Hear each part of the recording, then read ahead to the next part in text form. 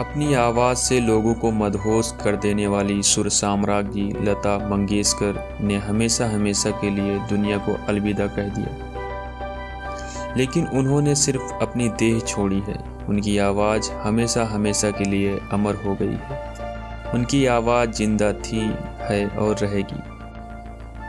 नमस्कार, मैं हूँ मार्टिन और आज हम बात कर रहे हैं भारत की नाइटिंगेल लता मंगेशकर के जीवन से जुड़ी कुछ रोचक बातों के बारे में। लता जी ने करीब 5 दशक तक हिंदी सिनेमा में फीमेल प्लेबैक सिंगिंग में एक छत्र राज किया। लता जी ने 1942 में महज 13 साल की उम्र में अपने करियर की शुरुआत की थी। उन्होंने कई भारतीय भाषाओं में अब तक 30,000 से ज़्यादा गाने गाए हैं। उन्हें देश के सर्वोच्च नागरिक सम्मान भारत रत्न से भी नवाजा जा चुका है। इसके अलावा उन्हें पद्म भूषण, पद्म विभूषण और दादा साहेब फाल्के पुरस्कार से भी सम्मानित किया जा चुका है। लता मंगेशकर ने अपने पिता दीनानाथ मंगेशकर के संगीत नाटकों में गायन और अभिनय तब शुरू किया था जब वह महज 5 वर्ष की थी। लता मंगेशकर जब महज 13 साल की थी तभी उनके पिता की मौत हो गई। इसके बाद लता पर परिवार को चलाने का बोझ आ गया था। उन्होंने 1940 के दशक में दुनिया में खुद को स्थापित करने के लिए कठोर संघर्ष किया।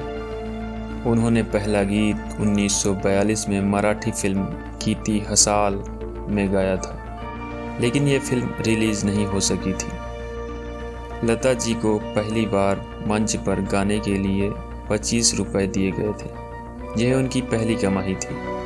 1963 में जब लता मंगेशकर ने 1962 के भारत चीन युद्ध में शहीद हुए सैनिकों की याद में ऐ मेरे वतन के लोगों गीत गाया था, तब पंडित जवाहरलाल नेहरू के आंखों से आंसू छलक पड़े थे। 1947 में वो पहली भारतीय शख्सियत बनी जिन्हें लंदन के रॉयल अल्बर्ट हॉल में अपनी प्रस्तुति दी थी।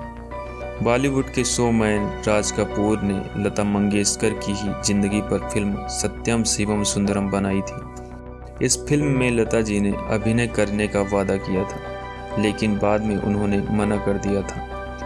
बाद में जीनत अमान ने उनके कैरेक्टर रूप का रोल निभाया था।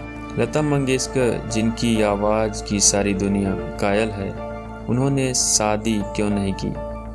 इस बारे में स्वयं लता जी ने कई जगह साक्षात्कार में कहा है कि पिताजी के गुजर जाने के बाद सबसे बड़ी बेटी होने के कारण घर परिवार चलाने की जिम्मेदारी मुझ पर आ गई। छोटे भाई बहनों के जीवन के बारे में सोचने में इतनी व्यस्त रही कि खुद की शादी के बारे में फैसला करने का समय ही नहीं मिला। जब लता जी की उम्र 33 साल थी तभी 1962 की शुरुआत में गंभीर रूप से बीमार पड़ गई थी।